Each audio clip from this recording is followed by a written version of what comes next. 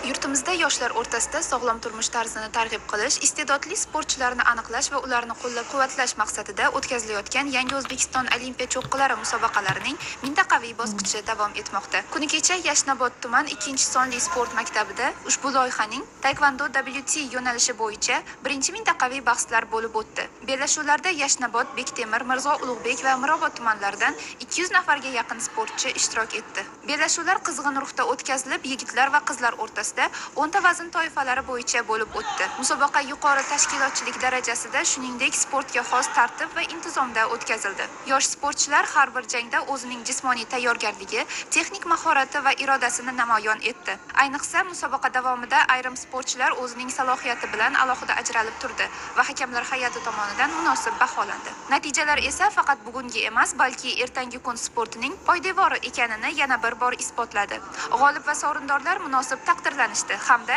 endilikda ularning navbatdagi bahslari avgust oyida bo'lib o'tadi.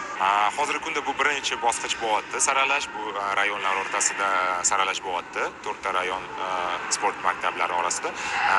Kelajakda 2 oydan keyin Toshkent shahar chempionati bo'lib o'tadi.